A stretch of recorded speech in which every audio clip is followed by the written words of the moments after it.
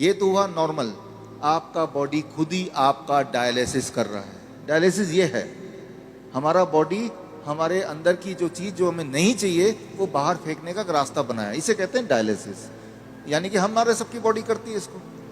अगर वो करना बंद कर दे, किडनी अपना काम करना बंद कर दे, अब जब मैं पानी पी रहा हूँ और बॉडी को उनमें से कई सारी चीज़ नहीं चाहिए लेकिन बाहर का रास्ता बंद है, तो बॉडी क्या करेगा?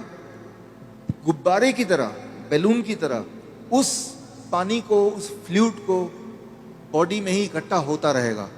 ऐसे लोगों के पैर आप देखेंगे हाथी की तरह हो जाते हैं, सूज जाते पैर, हाथ सूज जाते हैं, पैर हाथ सूज जाते हैं, गले मुंह सूज जाता है। तो क्या है, उनका जो यूरिन आउटपुट है, पेशाब, या तो कम हो गया है या खत्म हो गया है। अगर आपसे बोलें कि एक दिन बिना पेशाब किए रहना है, इम्पॉसिबल, कितना दर्दनाक हो सकता है।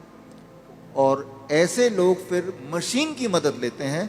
वो मशीन वो खींचता है खून में से वो ऐसे पानी जो खराब है और निकाल के बाहर करता है। इसका मतलब हर दूसरे दिन उसको ऐसा करना पड़ता है और दूसरे दिन तक बॉडी में पानी जमा रहता है। और जबकि बॉडी में पानी जमा रहेगा तो उसका हार्ट के ऊपर भी बोझ है, लंग्स के ऊपर भी बोझ है। हर दिन वो कमजोर होता जा रहा है, हर दिन वो मरता जा रहा है, डायलिसिस कराने के बावजूद भी या डायलिसिस कराने की वजह से भी, क्योंकि डायलिसिस भी किडनी को और फर्दर खराब करती है। तो अब आपको समझ आ गया कि प्रॉब्लम क्या है, डायलिसिस किसे कहते हैं, किडनी खराब होना किसे कहते हैं। ऐसे लोगों को पहचानेंगे कैसे? आप जब देखेंगे, हम कैसे पहचानते हैं ऐसा पेशेंट को? कोई रिपोर्ट की ज़रूरत नहीं है मुझे, आपको भी ज़रूरत नहीं है। आप सिर्फ ऊपर से नीचे देखेंगे, अगर पैर हाथ में सूजन है थोड़ा बहुत भी, तो समझ लीजिए कि किडनी फेलियर की तरफ आप बढ़ चुके हैं। लेकिन घबराने की बात नहीं है। पहली बात, जब सूजन होती है, बॉडी में पानी जम जाता है तो सांसें भी नहीं ले पाता है, मुश्किल से लेता है, तो ये भी गड़बड़ है। वो चलता है, थक जाता है, ये भी गड़बड़ है। तो ये तो हो गया। अब करना क्या है, सोल्यूशन क्या है? आपके बॉडी के अंदर से पानी को निकालना है। उसके लिए बड़ा आसान गॉड का दिया हुआ सोल्यूशन आपके पास ही है इसी वक्त।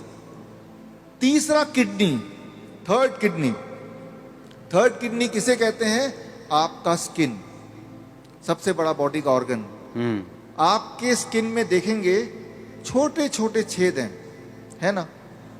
तो ये जो छेद हैं, ये छेद से पसीना निकलता है। आप पसीने का एक बूंद लीजिए, पेशाब का एक बूंद लीजिए, दोनों को लैब में ले जाइए। अब पूछिए कि इसमें क्या है। पेशाब के एक बूंद में क्रेटिनाइन, यूरिया, यूरिक एसिड, वो सारा कुछ मिलेगा जो पसीने के एक बूंद में मिलेगा। अच्छा, हाँ, यानी कि पसीना और पेशाब सेम है, अलग अलग नहीं है, बिल्कुल सेम है। केमिकल कॉम्पोजिशन दोनों का सेम है। उसमें भी सोडियम है, उसमें भी सोडियम है, उसमें भी पोटेशियम, उसमें भी पोटेशियम है। आपका पसीना एक तरह से बॉडी का पेशाब का ही एक और फॉर्म है। आपका जो स्किन है, ये भी भगवान का बनाया हुआ इमरजेंसी किडनी है, इमरजेंसी किडनी। तो उस इंसान का जिसके दोनों किडनी खराब हो गए, अब क्या करेंगे? ये जो स्टेपनी है, मैं इसको स्टेपनी बोलता हूँ। आपकी गाड़ी का एक टायर पंचर हो गया, आप स्टेपनी यूज करते ना, तो हम बोलते हैं कि ये स्किन को यूज कर लो, स्किन से बाहर निकाल दो। अब सवाल आता है, स्किन से कैसे निकालें? स्किन से निकालने के तरीके, अभी बाथटब का वीडियो प्लीज चला दें। ओके, चलाओ वीडियो बाथटब का। हमारे हॉस्पिटल में, हिम्स हॉस्पिटल है, डेरा बसी में है, अभी जलंधर में भी खुल गया है। आप देखिए यहाँ पे वीडियो। ये जो लोग आप देख रहे हैं, ये पानी के टब में बैठे हुए हैं। पानी का टेम्परेचर याद रखिएगा 40 डिग्री सेल्सियस पे है। पानी गले तक है।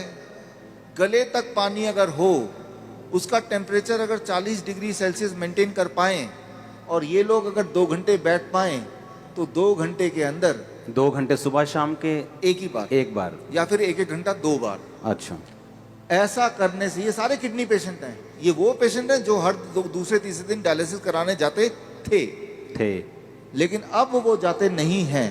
क्यों?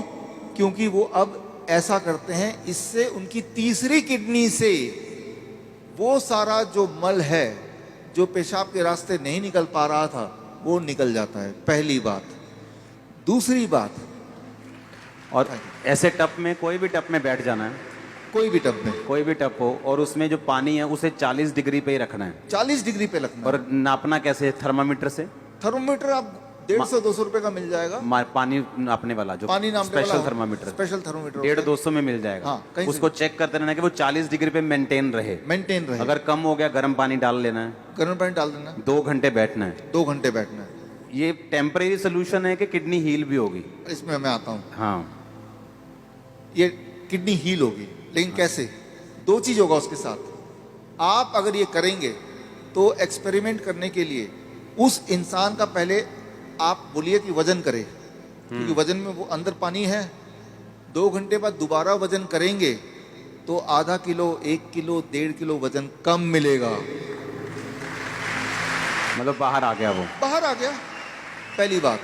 आप एक और काम करें, उनके पैरों के सूजन के फोटो खींच लें, 2 घंटे बाद दोबारा देखें, अरे सूजन कहाँ गया? अरे बाहर चला गया, उसको बाहर बॉडी ने बाहर भेज दिया। एक और काम करें, किडनी पेशेंट की एक दिक्कत होती है, उनका बीपी बहुत हाई रहता है। क्यों? गुब्बारे को जैसे फुलाएंगे तो प्रेशर बढ़ गया ना, तो बॉडी भी तो गुब्बारे की तरह फूल रही है, पानी अंदर डल डल के, तो प्रेशर बढ़ता जा रहा है। तो चाहे कितनी भी दवा खा लें किडनी का पेशेंट, प्रेशर उनका बहुत ज्यादा होता है, ब्लड प्रेशर। अच्छा, लेकिन तो अब पहले प्रेशर नाप लें, ज्यादा ही मिलेगा, 200/100। अब पानी में बिठाएं, और अब पानी में बिठाने के बाद 2 घंटे बाद दोबारा प्रेशर नापें, तो प्रेशर कम हो जाएगा। कम से कम 40 यूनिट कम हो जाता है, किसी का 20 यूनिट कम हो जाता है, लेकिन कम जरूर होता है, हर एक का कम होता है। तो जो मेन सिम्टम होते हैं किडनी पेशेंट के, वो सारे सिम्टम एक क्लासिक सिम्टम होता है। मोस्टली बोलते हैं कि किडनी आपकी श्रिंक हो गई है जी, किडनी सुंगड़ गई है, सिकुड़ गई है, वो काम नहीं कर रही। हाँ, वो फिर से बढ़ेगी कि नहीं बढ़ेगी, ऐसे ही रखना पड़ेगा पेशेंट को? ये बड़ा इंटरेस्टिंग है। ये सवाल बहुत सारे पेशेंट ठीक होने के बाद भी पूछते हैं। ठीक होना कैसे पता चल गया? कि अब उनको ये करने की जरूरत नहीं है, 3 महीना लगातार करने के बाद अब करने की जरूरत ही नहीं है। अब पेशाब भी नॉर्मल हो रहा है, सूजन भी नहीं आ रही है, ब्लड प्रेशर भी नॉर्मल है, यानी ठीक हो गया। लेकिन वो क्रिएटिनाइन और यूरिया, क्रिएटिनाइन भी नॉर्मल आ गया, यूरिया भी नॉर्मल आ गया, यूरिक एसिड भी नॉर्मल है, सारा कुछ नॉर्मल हो गया। हाँ, ब्रीदिंग भी नॉर्मल है। साइज किडनी का। अब आता है साइज। तो साइज के लिए वो बोलता है तो डीटीपीए स्कैन करने बोलते हैं। हालांकि हम रिकमेंड नहीं करते, लेकिन स्कैन कराते हैं। तो पहले वाला साइज उसके पास था, पहले भी स्कैन कराया था, 3 महीने बाद दोबारा स्कैन कराते हैं। तो स्कैन में वो साइज बढ़ी हुई दिखाई देती है, मतलब वो किडनी जो है वो बढ़ चुकी है, फिर से साइज उसका अच्छा हो रहा है, अच्छा हो गया। और ये स्कैनिंग बताती है। हाँ, और वो जो स्कैनिंग बताती है, वो स्कैन पहले और बाद के वो किताब में है, और ये किताब मैं चाहता हूँ कि आपके हाथों से इसका लॉन्च हो जाए। हाँ, ठीक है। हाँ, और ये जो किताब को बनाने में, ऑब्जर्वेशन स्टडी में जिन्होंने मुख्य भूमिका निभाई है, हमारे डॉक्टर संजीव सूद जी हैं। आप भी एक बार आ जाएं, डॉक्टर गगन है, ये भी आ जाएं। दयानंद आयुर्वेदिक कॉलेज में इन्होंने हमारे साथ मिलके हमें मदद करते हुए इस चीज़ को दुनिया तक पहुंचाने के लिए काम किया। प्लीज़ आ जाएं डॉक्टर अनु, प्लीज़ कम। किताबें और भी हैं, 2 ले आते हैं। इसका नाम है प्रत्यारोपण, यानी किडनी ट्रांसप्लांट का अंत। किडनी, आपकी खुद की किडनी ही काम करेगी, किसी और की किडनी की कोई आवश्यकता नहीं है। भगवान का दिया हुआ किडनी, उसी को स्टार्ट करना है, उसी को काम करना है। तारीफ करो सब। Thank you, thank you, thank you. अच्छा, हमने कितने ऐसे लोग आपके लोग मोहल्ले में ऐसे आपने देखे होंगे जो किडनी ट्रांसप्लांट नहीं करा सकते, डायलिसिस नहीं करा सकते, मर जाते हैं। देखे कि नहीं देखे? चर्च में हील होते हमने देखे हैं, लेकिन जो बहुत से लोग हैं जो यीशु मसीह को नहीं जानते, हमने हॉस्पिटल्स में देखा है। मेरे फ्रेंड्स हैं जो हॉस्पिटल्स चलाते हैं चैरिटेबल, वो बताते हैं कि किडनी पेशेंट किस तरह से आते हैं, और उनके पास मशीन्स नहीं है, उनके पास स्ट्रक्चर नहीं है, और लोग ऐसे ही मर रहे हैं। और देखो, जब डाइट का जिक्र होता है तो यकीन नहीं होता कि डाइट से कैसे कोई हील हो सकता है, और ये भी यकीन नहीं हो रहा कि बाथटब में बैठ के या ऐसे ऐसे करके कैसे कोई हील हो सकता। और उसको खाना क्या है किडनी पेशेंट को? सेम DIP डाइट प्लस ये जो मैंने बताया, ये 2 घंटे बैठना है। 2 घंटे बैठना है। कई बार लोग 2 घंटे नहीं बैठ पाते, तो 1 घंटा करके 2 बार बैठ लिया। कई बार 1 घंटा भी नहीं बैठ पाते, चलो 40 मिनट करके 3 बार बैठ गए। 2 घंटे का आपको रूटीन पूरे दिन भर में 2 घंटे बैठते ना, तो यहाँ से जितने पोर्स हैं तब जाके पूरा निकलता है।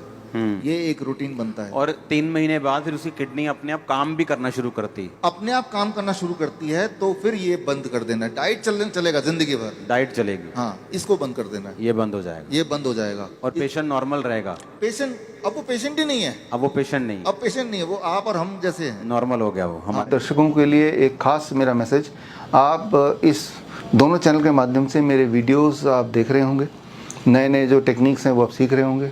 एक चीज़ करना भूल जाते होंगे कि वो ये है सब्सक्राइब करना।